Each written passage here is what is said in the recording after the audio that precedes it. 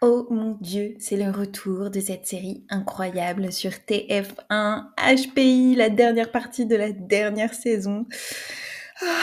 Elle va nous manquer, Morgane. Et du coup, je voulais absolument continuer à vous partager le vocabulaire des différents épisodes. Je passe tout de suite à l'épisode 2 de cette dernière saison, la saison 5. Je t'appelle Blue. You speak very good French? Yes, yes. My flowers are beautiful. De l'or. De l'or. The burger. Okay. I will recommend the burger. Dans cet épisode 2, on retrouve Morgane et Karadec qui sont de nouveau en mode cohabitation et les choses vont commencer à devenir un petit peu tendues entre eux d'une manière un peu différente de ce qu'on espérait. Et c'est le début de la crèche pour leur fils. Et dans cet épisode, on est face à un crime qui se passe avec une personne adepte de covoiturage. Donc, on va parler pas mal de routes, de covoiturage, de rencontres, de famille, etc.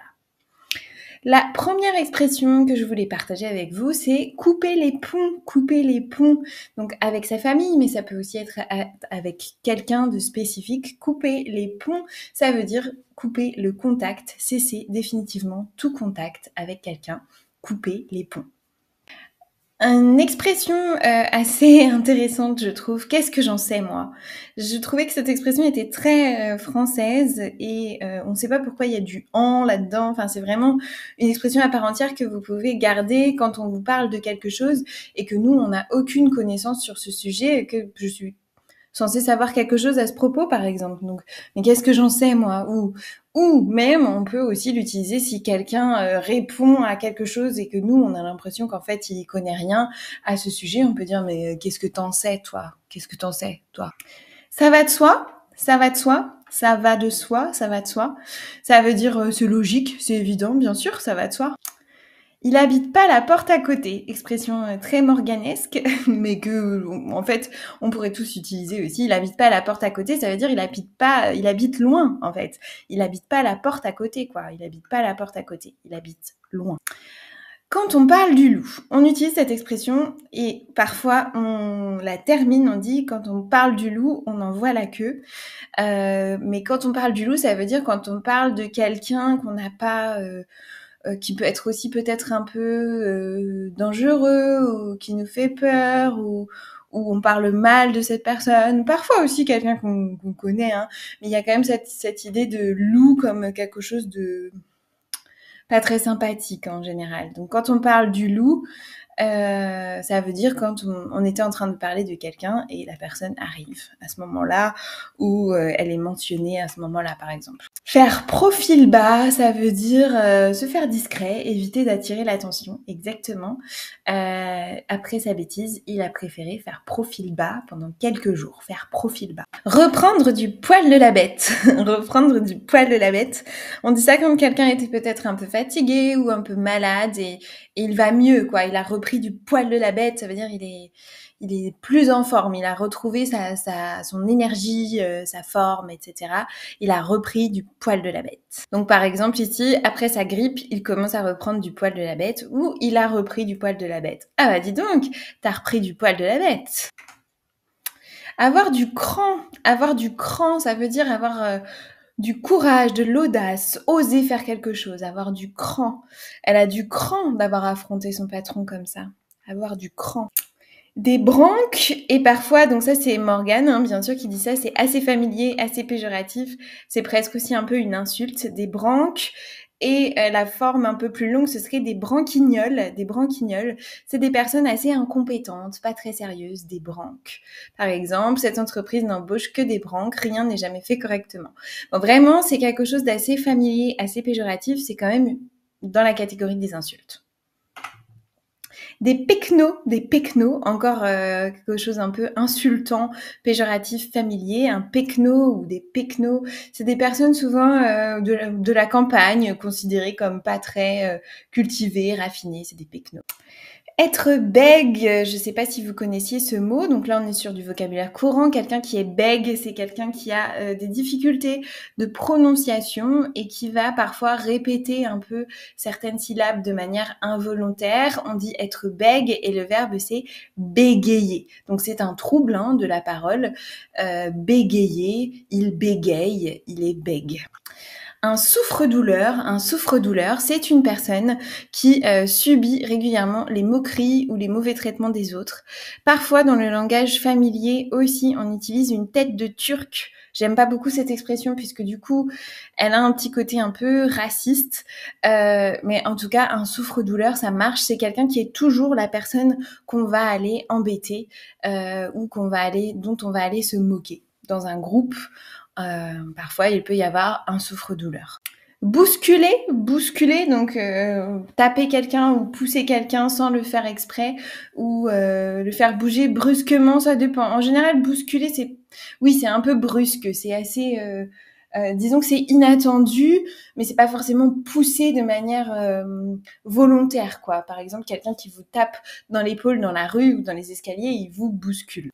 Convulser, là par contre, c'est avoir des convulsions. Je pense que vous connaissez. Je pense que dans d'autres langues, c'est le même mot. Donc c'est quelque chose qui est plutôt médical. Par exemple, si on a beaucoup de fièvre, on peut commencer à convulser ou à avoir des convulsions. Se dégonfler. Donc là, c'est plutôt du vocabulaire familier. C'est le contraire de avoir du cran. C'est au contraire peut-être dire je vais faire ça et tout. Et puis au moment de le faire, on se dégonfle, on perd son courage et on renonce parce qu'on a peur ou on est lâche. Se faire la malle, j'ai comme l'impression qu'on en a déjà parlé assez souvent. En tout cas, se faire la malle, c'est partir, s'enfuir précipitamment. Se faire la malle, quand il a vu les policiers arriver, il s'est fait la malle. Fausser compagnie, qui est un petit peu la même chose que se faire la malle. Ça veut dire quitter discrètement, sans prévenir, fausser compagnie. Rouler les galoches, très Morgane, c'est assez familier, c'est basiquement le French kiss, c'est quand on s'embrasse avec la langue en général, rouler des galoches. Alors attention, c'est quand même assez familier, un peu vulgaire et pas très joli comme expression, mais c'est Morgane Alvaro qui dit ça, je pense. Il peut pas blairer, ça veut dire il aime pas. Blairer, il y a une histoire de regard, d'odeur, etc. Quand on peut pas blairer quelqu'un, ça veut dire que c'est presque un peu physique. On n'aime pas cette personne ou on n'aime pas ce genre d'activité. On peut pas supporter quelque chose. C'est comme détester. Et parfois, on peut l'utiliser en mode... avec par exemple, deux personnes, elles ne peuvent pas se blairer. Elles s'aiment pas. Ils peuvent pas se blairer. Ils se détestent, quoi. Avoir du culot, c'est presque un peu comme avoir du cran. C'est un peu... mais avoir du culot, c'est être très audacieux, presque parfois un peu insolent, oui, c'est vrai. Mais avoir du culot, ça dépend dans quel sens. Ça peut être quelque chose qu'on voit comme assez... waouh, quel culot, ça veut dire quel cran, quelle classe, qu'être culotté. Ou alors, le culot, de manière un peu ironique, comme ici, il a eu le culot de me demander de l'argent après m'avoir insulté. Il exagère, quoi. Être pété de thunes, expression complète, ça veut dire être très riche, avoir beaucoup d'argent. C'est assez familier. Un peu vulgaire, mais pas tellement. Son oncle est pété de thunes, il vient d'acheter sa 3e maison. C'est pas forcément vulgaire en général.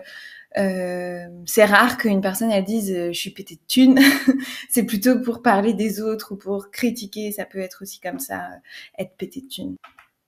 Être clean, bien sûr, vous connaissez ça. On l'utilise assez souvent quand même dans le contexte des addictions. Je suis clean, ça veut dire que j'ai pas consommé de drogue ou d'alcool depuis longtemps. Je suis clean, je suis sobre. Ça fait 6 mois qu'il est clean, il suit une thérapie. Dans cet épisode, il y a pas mal de mots en relation avec les addictions et à la drogue. Et donc, on avait donc être clean, on a aussi rechuter, qu'on utilise quand même vraiment assez souvent pour une addiction ou aussi parfois pour une maladie. Par exemple, quelqu'un qui avait un cancer et les choses se passaient mieux et puis d'un moment, il a rechuté. Ça peut être aussi utilisé comme ça. Ou ici, après 6 mois d'abstinence, il a rechuté dans l'alcool, par exemple. Encore un mot relatif aux addictions, décrocher, donc il a complètement décroché de la drogue ou de l'alcool, donc c'est réussir à vraiment arrêter d'être addict, d'être accroché à quelque chose. Faire du covoiturage, on en a parlé au début, faire du covoiturage, c'est le fait de partager sa voiture ou de partager le trajet en voiture avec d'autres personnes pour que ce soit moins cher. En France, il y a des choses qui s'appellent des aires de covoiturage, donc on peut aller attendre quelqu'un qui va utiliser sa voiture parce qu'il va au même endroit que nous, par exemple.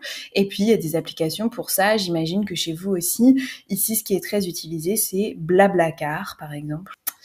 Personnage important de cet épisode, c'est Sophie la girafe. Je trouvais que c'était intéressant de vous le présenter parce que on va le voir souvent et c'est vraiment très iconique comme jouet en France. Tous les bébés ont un Sophie la girafe, une Sophie la girafe. C'est ce truc qui fait du bruit.